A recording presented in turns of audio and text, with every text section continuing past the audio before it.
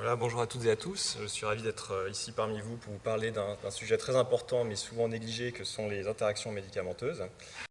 Alors je n'ai pas de conflit d'intérêt donc en relation avec cette présentation.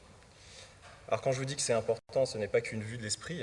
Les interactions médicamenteuses sont directement responsables de 1 à 3% des admissions hospitalières et cela représente jusqu'à 43% des admissions pour effets indésirables. Et puis rien qu'au Royaume-Uni, en 2004, on a pu évaluer donc, un coût de plus de 500 millions de francs suisses directement lié aux hospitalisations en relation avec les effets indésirables. Il faut savoir que c'est quelque chose qui va être très fréquent dans notre clinique, notre pratique clinique. Jusqu'à 70% des patients auront plus d'une interaction médicamenteuse, une ou plus d'interactions médicamenteuses à l'admission et à la sortie hospitalière en Suisse. Et jusqu'à 14% de ces interactions vont être de degré sévère, donc vont être appelés à devoir en fait agir pour régler cette interaction. Alors, il faut savoir que c'est aussi une part importante de notre pratique clinique en pharmacologie. On a plus de 400 consultations chaque année, rien que sur le sujet des interactions médicamenteuses. Et là, c'est sans compter évidemment les consultations qui ne sont pas forcément en lien direct avec les interactions médicamenteuses, mais je dirais que ça fait partie du package de pharmacologie qu'on vous offre lors de la consultation, d'évaluer les interactions médicamenteuses en plus de la question de base. Alors il faut distinguer deux types d'interactions, les interactions qu'on dit pharmacocinétiques et les interactions pharmacodynamiques. Alors, les interactions pharmacocinétiques sont liées à une augmentation ou une baisse de la concentration du médicament, liée à la présence en fait, d'un inhibiteur ou d'un inducteur, d'un transporteur ou d'une enzyme de métabolisme. Et là, vous connaissez peut-être déjà certains exemples, comme le jus de pamplemousse et la simvastatine. Je vous rappelle que le jus de pamplemousse inhibe les cytochromes 3A au niveau intestinal, ce qui peut directement augmenter l'exposition à la simvastatine et les effets indésirables de type myopathie. Chose importante, il ne faut pas oublier, c'est la phytothérapie qui aussi peut être responsable d'interactions, comme le millepertuis, un inducteur très célèbre des cytochromes et qui peut donc mener à un échec de thérapie pour la pilule contraceptive. C'est pour ça que toute anamnèse médicamenteuse, j'encourage, que ce soit en pharmacologie ou ailleurs, j'encourage à vraiment poser la question à vos patients, est-ce que vous prenez des traitements à base de plantes, des compléments alimentaires, etc. C'est vraiment important pour essayer d'évaluer les interactions médicamenteuses. Et puis évidemment, il y a d'autres exemples plus classiques qu'on a eu récemment avec le ritonavir, qui fait partie du célèbre Paxlovid, et qui est un inhibiteur puissant du 3A et qui peut mener donc à des surexpositions, en particulier des immunosuppresseurs qui peuvent s'avérer problématiques. Et puis après, on va avoir les interactions de type pharmacodynamie, où là, on va avoir en présence d'une molécule qui cause cette interaction, soit en fait un synergisme ou un effet additionnel sur l'effet du médicament, ou soit directement un antagonisme. Et là, par exemple, on aura l'allongement du QT ou le syndrome sérotoninergique qui est dose dépendant, ou encore l'aspirine qui, en présence d'anticoagulants, peut augmenter le risque de saignement.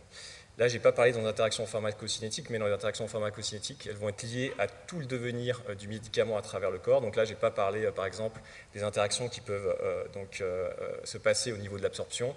Une célèbre, par exemple, qu'on relève souvent à l'étage, c'est la présence en fait, de calcium, de suppléments de calcium, et puis d'hormones thyroïdiennes qui vont entraîner un complexe et qui va diminuer l'absorption d'hormones thyroïdiennes. Alors, pour l'inhibition enzymatique, évidemment, dans ce cas-là, on a une élimination du substrat qui est diminuée via une liaison de l'inhibiteur au niveau du site actif, du cytochrome ou du transporteur. Et dans ce cas-là, les doses de substrat doivent être évidemment diminuées pour obtenir l'effet pharmacologique escompté. Attention aux promédicaments. Cette remarque n'est pas valable, par exemple, pour les promédicaments que sont le clopidogrel ou la codéine, qui se transforment en morphine. Les promédicaments, je vous rappelle que la molécule mère n'a pas d'activité pharmacologique, mais c'est le métabolite actif qui a une activité pharmacologique. Donc, dans ce cas, ces doses devront plutôt être augmentées pour obtenir l'effet pharmacologique escompté.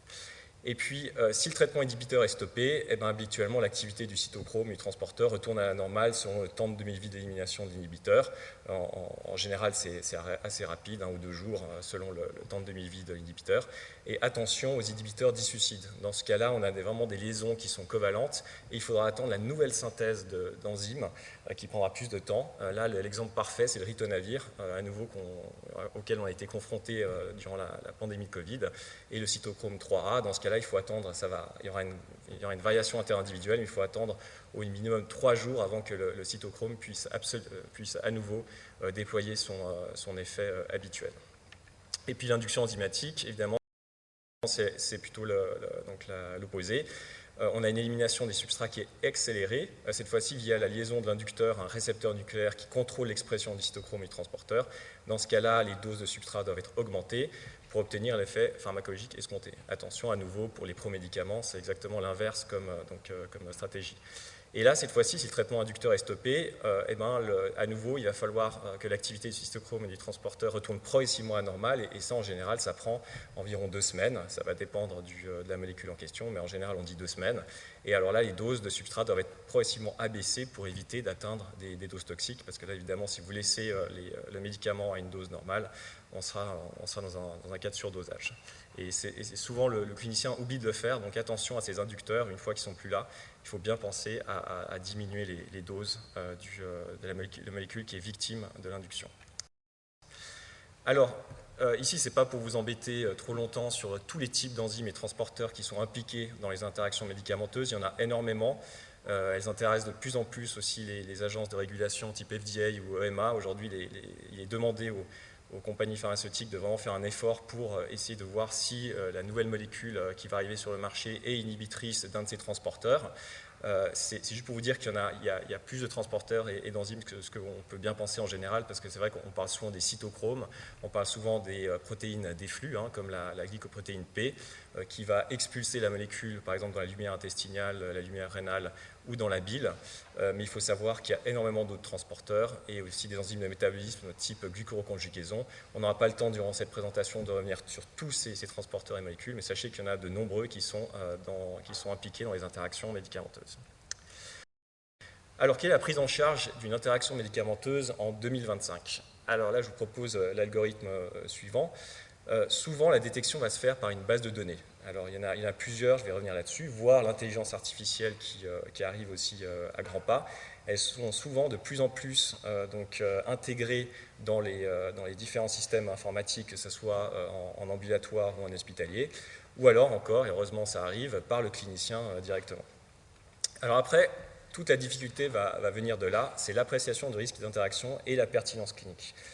Parce que comme vous allez voir, ces outils vont vous donner de nombreuses interactions, mais est-ce que c'est pertinent pour mon patient? Alors là, il y a plusieurs facteurs à prendre en compte. Il y a la nature du médicament. Évidemment, un médicament à marge thérapeutique étroite va être plus problématique qu'un médicament à marge thérapeutique large. La nature et la gravité du risque encouru. Évidemment, est-ce qu'un saignement intracérébral, ça va peut-être être un peu plus problématique qu'un autre effet indésirable un peu plus minime, la nature de la pathologie traitée et surtout les comorbidités du patient. Et là, j'insiste là-dessus, il ne faut pas oublier de replacer le patient au centre de l'interaction, parce qu'il y a 2 médicaments, mais aussi un patient, et on va voir que ça peut être extrêmement important. Un patient avec une insuffisance rénale ou une insuffisance hépatique ne va pas subir l'interaction comme un patient, je dirais, un volontaire sain, par exemple. Alors après, l'intensité de l'effet inducteur ou inhibiteur, ça c'est vrai que c'est souvent du domaine du spécialiste, encore que ça peut se discuter. Savoir quelle est l'intensité de cette inhibition, souvent c'est des données qui sont à disposition. Comme vous le savez, malheureusement, les essais randomisés contrôlés sont assez rares dans le domaine, parce qu'il faut une puissance assez importante. Les effets indésirables, je vous rappelle, c'est souvent des choses qu'on va voir après la mise sur le marché du médicament. Mais ça arrive de faire encore des études randomisées contrôlées sur des interactions. J'en ai pour preuve, par exemple, une grande étude qui avait été faite sur le clopidogrel et les IPP.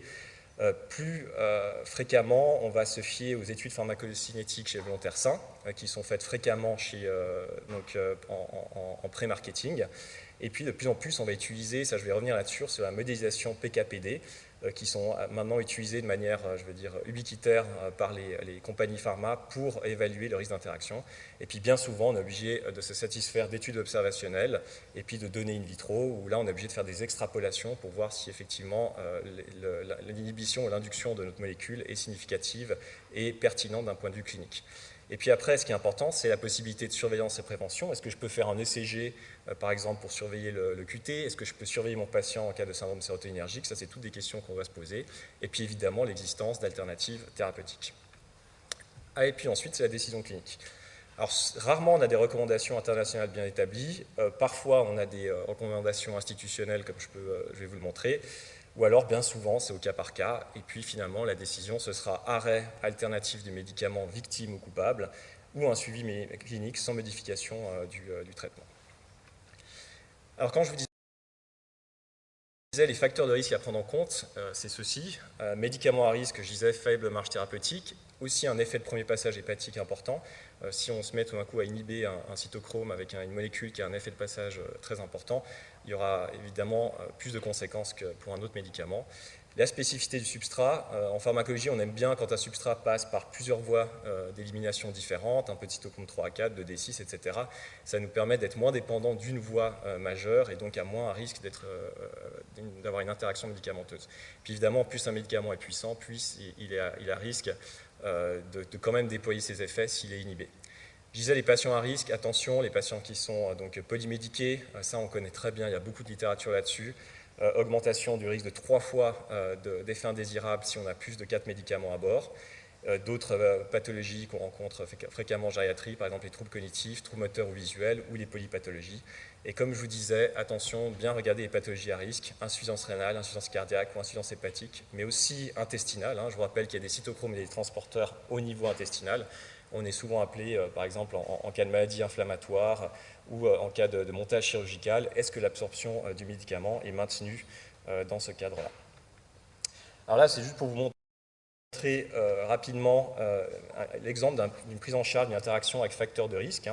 Par exemple, ça c'est une question qu'on a énormément, c'est les antiarythmiques qui sont pris vraiment de manière aussi ubiquitaire par les patients en FA.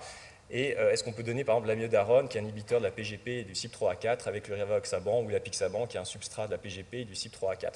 Alors on sait, ça c'est très bien documenté, il y a des méta-analyses maintenant qui le montrent, il y a une surexposition plasmatique attendue avec le rivaroxaban en présence d'amiodarone et une augmentation de risque de saignement.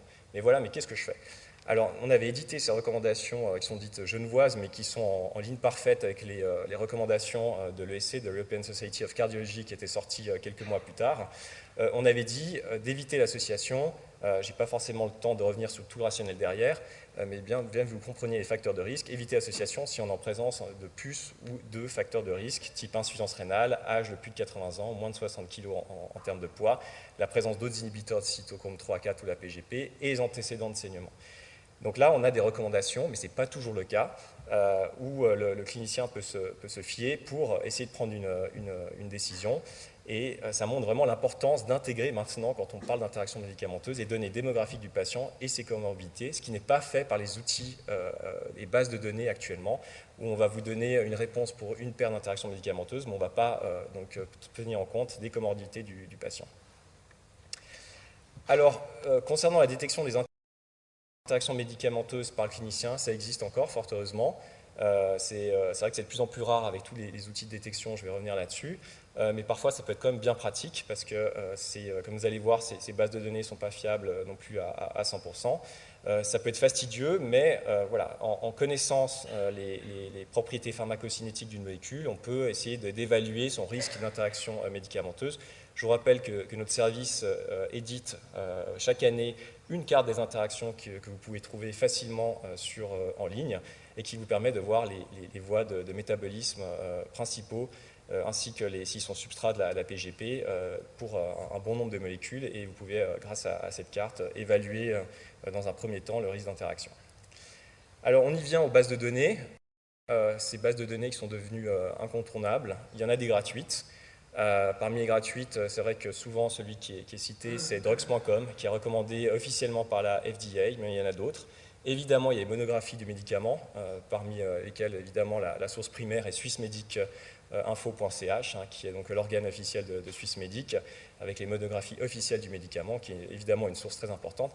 Des fois, j'encourage, si vous ne trouvez pas l'information sur swissmedicinfo.ch, d'aller juste jeter un petit coup d'œil sur les sites de l'EMA ou la FDA, c'est gratuit. Pour regarder aussi les dossiers d'enregistrement. Parfois, on peut avoir vraiment des données très importantes. Et puis évidemment, ça vous le connaissez aussi, ça a été très utilisé dans le Covid, c'est l'Université de Liverpool qui est un site super aussi sur les interactions médicamenteuses. Vous rentrez vos médicaments concernant le HIV et le Covid ou l'HIV et ça vous donne en fait une prise en charge. Évidemment, c'est pas mis à jour tous les jours, donc il faut faire des fois attention, mais c'est quand même un outil qui peut être très intéressant. Puis après, on a les options payantes. Alors, évidemment, il y en a aussi un tas, là. Certaines qui sont intégrées dans le dans vos systèmes informatiques de prescription. Et là, il y en a plusieurs. On va revenir un peu sur leur performance. Il y en a un qui est très utilisé, sans le nommer, mais qui est le premier sur la liste, qui est très utilisé, par exemple, au HIG par les cliniciens. Et puis, comme je disais, les performances de ces outils sont variables. Les références ne sont pas toujours disponibles. Et puis, rarement, la prise en charge est claire. Ce n'est pas toujours à jour, ça va dépendre. Hein. La mise à jour, vous savez, elle va dépendre de l'outil. Et puis, on a uniquement des interactions par paire. Si, par exemple, je me retrouve avec 3 inhibiteurs du 3 à 4 en même temps, avec un substrat en particulier, ça ne va pas me donner la réponse, parce que c'est une interaction par paire entre 2 molécules. Mais si j'ai 3 molécules et une molécule, là, ça devient plus problématique. Et puis, évidemment, la question qui se pose à chaque fois, c'est la pertinence clinique. Est-ce que c'est pertinent pour mon patient ? Je vous rappelle qu'il y a une fatigabilité à l'alerte. Malheureusement, je ne peux pas revenir là-dessus aussi durant cette présentation, mais plus on a d'alerte, évidemment, plus le clinicien va être fatigué. On a tous été confrontés à ça à l'étage. Et ce que vous allez faire, c'est simplement skipper l'alerte et puis pas en tenir compte. Donc ça, c'est aussi une chose à faire attention. Ici, vous voyez sur cette revue thématique, les auteurs avaient fait la comparaison sur la présence d'informations ou pas et de références selon les bases de données. Et vous voyez que ce n'est pas toujours le cas, donc ça peut vraiment être très différent en termes de données fournies par les bases de données. Alors quand je disais la pertinence clinique des interactions détectées par les bases de données, voilà quelques chiffres dans cette revue thématique aussi. Il faut savoir que durant l'hospitalisation, là, cette étude avait montré qu'en utilisant un outil de détection automatique des interactions, on avait ce qui considérait l'outil comme cliniquement pertinent. On avait jusqu'à 74% durant l'hospitalisation des interactions médicamenteuses. Après, où là ça commence à se compliquer, c'est quand on voit en fait l'accord entre un clinicien qui va donc évaluer la pertinence clinique de l'interaction et la base de données, on ne se retrouve plus qu'à 11%. Dans cette autre étude, on voit qu'il y a plus de 30% de désaccord entre le clinicien et la base de données. Donc on voit bien que la pertinence clinique peut être vraiment très différente suivant les bases de données et surtout peut être en désaccord avec l'avis du clinicien. Là aussi, une étude assez importante, il y en a plusieurs d'études qui sont sorties. Évidemment, les résultats peuvent varier en fonction du contexte, si on se retrouve en médecine interne, en chirurgie, etc. En fonction aussi des bases de données qui sont testées. Là, c'est les bases de données payantes les plus fréquentes, je dirais. Puis c'est une étude qui avait évalué les interactions, plus de 400 paires quand même, tout de même, dans 2 pharmacies qui étaient liées à un hôpital universitaire. Et puis le standard, c'était évidemment un clinicien. Et puis là, on peut voir qu'en termes de valeurs prédictives positives, on arrivait à quelque chose d'assez relativement, on va dire, élevé, mais on a tout de même, sur certaines bases de données, plus de 20% de potentiel d'interaction qui n'était pas pertinent cliniquement. Et puis, on pouvait en louper pas mal avec la valeur prédictive négative qui était relativement faible. Donc, base de données utile, mais ne peut pas substituer actuellement au jugement clinique. Elle manque des interactions et génère parfois des alertes inutiles qui ne sont pas pertinentes. Ensuite, il y a une manque de cohérence, clairement, entre les bases de données. Là, c'est une étude qu'on avait fait en collaboration avec Lausanne sur les ACOD et puis les antivitamines K. Vous pouvez voir que pour une base de données, par exemple, il y aura une classification en degrés sévères de seulement 10% des interactions avec les ACOD, tandis que pour le deuxième, ça va être 30,7%. Et 9,6% pour le dernier. On voit qu'il y a vraiment, dans la catégorisation des bases de données, on peut voir qu'il y a une grande divergence entre ces bases de données, d'où l'importance de connaître la base de données que vous utilisez dans votre contexte clinique et puis savoir aussi quelles sont les limitations. Après, voilà, pour ne pas faire de pub, il y a évidemment des comparatifs avec des bases de données qui sont payantes, qui ressortent un peu plus fréquemment dans les premières positions, mais reste qu'il faut faire extrêmement attention quand même aux limitations de ces bases de données. Je vous rappelle une chose, parce que ça encore, à l'étage, je le vois encore trop peu souvent, c'est l'outil d'interaction des médicaments HUG, qui a fait son apparition il y a quelques années et qui est extrêmement intéressant, mais il y a encore peu de gens qui le connaissent. Qui a été développé en collaboration entre la DSI et notre service, et qui ne va pas apparaître automatiquement. Ça, de nouveau, c'est pour baisser la fatigabilité aux alertes, parce que vous avez tous tendance, comme je vous disais, à passer l'alerte. Mais il faut aller vraiment, lorsque vous êtes sur l'onglet prescription, aller sur la petite cloche. Et là, on a 3 onglets extrêmement intéressants. Insuffisance rénale aussi, je ne vais pas revenir là-dessus, mais ça, c'est extrêmement important aussi. On va avoir un onglet effets indésirables qui va surtout se concentrer sur les effets pharmacodynamiques des interactions.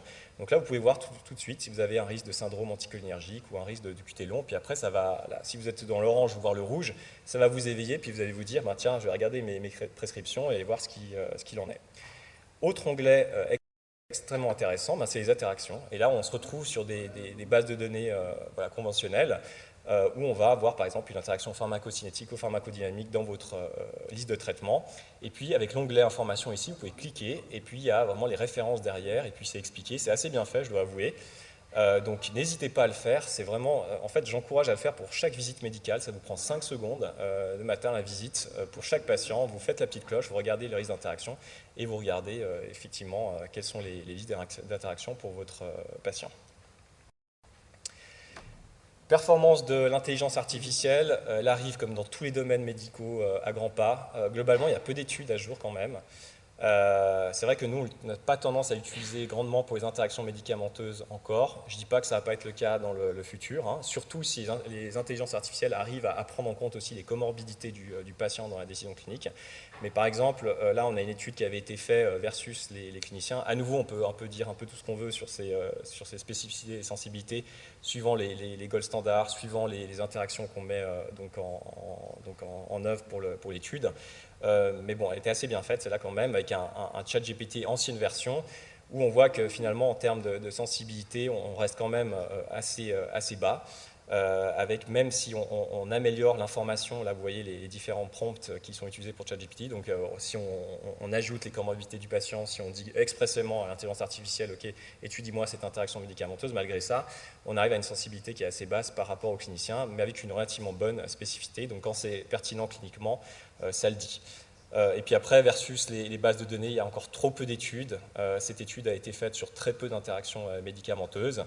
Là, en l'occurrence, il y avait une des intelligences artificielles qui ressortait en premier, avec de nouveau une valeur prédictive positive qui était plutôt basse, hein, c'est le contraire, et puis une valeur prédictive négative qui était plutôt haute. Donc là, par contre, en termes de pertinence clinique, on n'était vraiment pas en raccord avec les bases de données. Donc à nouveau, c'est quelque chose qu'il faudra prendre en compte, je pense, dans le futur.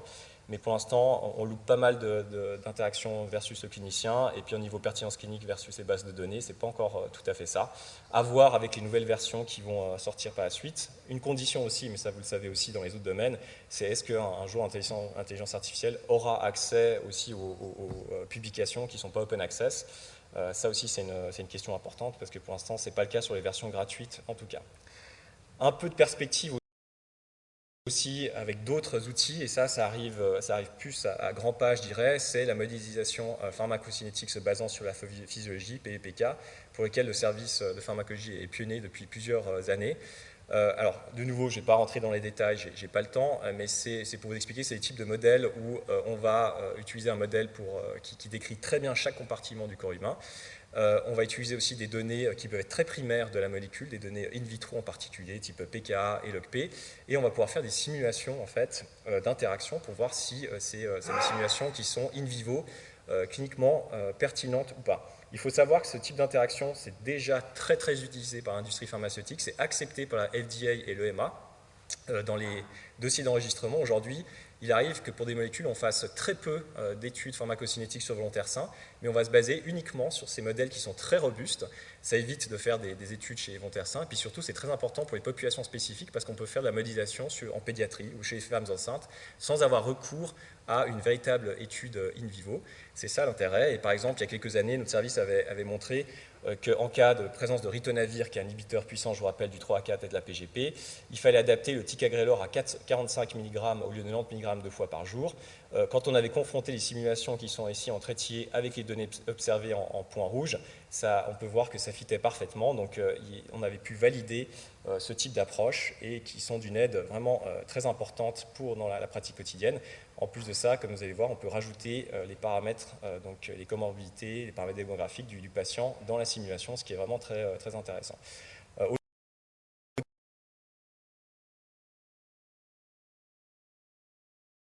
Modèle plus récent, on a utilisé la PPK par exemple récemment pour une question qui revenait sans cesse, c'était est-ce qu'on peut mettre la dexaméthasone et la prénisone avec la pixaban et le rivaroxaban. Je vous rappelle que la dexaméthasone et la prénisone sont des inducteurs des cytochromes et de la PGP. On avait très peu de données in vivo où elles étaient de très mauvaise qualité. Donc on s'est dit, on va faire des simulations. Évidemment, je vous passe tous les processus de validation qu'il y a derrière. Hein. C'est pas simplement on appuie sur un bouton et on sort la simulation. Donc il y a tout un processus de validation avant. Et là, on avait vu qu'on baissait à peu près 20% d'exposition de rivaroxaban et d'apixaban. Donc on avait dit, dans les cas de risque thromboembolique faible, pourquoi pas laisser cette combinaison, et quitte à faire même une surveillance, un monitoring sanguin par la suite, ou alors carrément passer à la prédnisone, parce que là on voyait qu'avec la prédnisone, l'effet inducteur était bien moins présent. Donc à nouveau une utilité clinique qui est certaine avec ce type d'outils et qui sera de plus en plus utilisé même en clinique et pas qu'en industrie pharmaceutique. Et puis la perspective, je dirais, c'est ça, alors, avec les modèles PIPK, voire même pourquoi pas avec l'ajout de l'IA un jour, c'est modélisation du jumeau virtuel. C'est ce qu'on avait fait dans ce papier. C'est vraiment intégrer, on va faire un jumeau virtuel du patient en intégrant les données démographiques, la fonction rénale et les données phénotypiques. Ici, les patients avaient pris du Geneva Cocktail, ce qui permet de phénotyper tous les cytochromes, hein, d'ailleurs, mais ici, ce qui nous intéressait pour les ACOT, c'était le cytochrome 3A et la PGP, et quand vous phénotypez, ça veut dire que vous prenez en compte déjà les interactions médicamenteuses. Et on avait rentré donc ces paramètres, et on avait pu simuler des concentrations avec succès d'anticoagulants redirects, et puis évidemment maintenant la suite c'est voilà, dire au clinicien, l'aider, et dire dans ce cas de ce patient avec ces médicaments à bord, on va plutôt privilégier l'anticoagulant numéro 1 versus l'anticoagulant numéro 2 par exemple. Et ça c'est vraiment le futur qui pourrait arriver à grands pas. C'est ce qu'on appelle donc le Model Informed Precision Dosing. Alors en conclusion, les interactions médicamenteuses sont un problème souvent négligé mais avec un impact considérable et significatif en clinique. Et comme je disais, vraiment, un contrôle des interactions devrait faire partie de toute visite médicale. Il ne faut pas avoir peur. Vraiment, vous avez cette cloche qui peut vous aider en plus au HUG. Maintenant, même en ambulatoire, la plupart des logiciels de prescription ont des outils intégrés. Ne pas oublier d'intégrer les caractéristiques du patient, et ça c'est central, on oublie souvent de le faire, on regarde juste la page d'interaction, l'alerte, et puis après on oublie complètement le patient. Et ça c'est très important pour savoir si l'interaction est relevant et pertinente d'un point de vue clinique. Il y a de nombreuses bases de données existantes, y compris l'intelligence artificielle, les performances sont variables, la prise en charge n'est pas toujours claire, la pertinence clinique est discutable, mais c'est quand même très utile pour une première détection, même si actuellement, ça ne remplace pas le clinicien. Puis comme je vous disais, les perspectives, c'est la modélisation pour plus tard, l'intelligence artificielle, pourquoi pas, mais encore. Et ce que je ne vous ai pas parlé, c'est aussi un grand sujet de recherche, c'est le deep learning et le traitement du langage naturel. Il y a beaucoup de recherches qui se font, même ici au HUG, où en regardant avec le langage naturel des dossiers médicaux, par exemple de DPI, est-ce qu'on peut prédire les risques d'interaction. Ça, c'est aussi toute une recherche qui est en cours. Et puis, voilà, ne pas hésiter à contacter notre consultation qui se tient à disposition, donc de pharmacologie et toxicologie clinique. Je vous rappelle que c'est une demande DPI en intra-hospitalier ou un numéro de téléphone en cas d'urgence au 32 747. Et je vous rappelle, on voit énormément de patients aussi en ambulatoire, donc que tout clinicien en ambulatoire peut faire appel à nos services. Il suffit de nous envoyer un email à consultation-pharmacologie@asug.ch. On se fera un plaisir de répondre à votre question. Je vous remercie pour votre attention et je réponds volontiers à vos questions.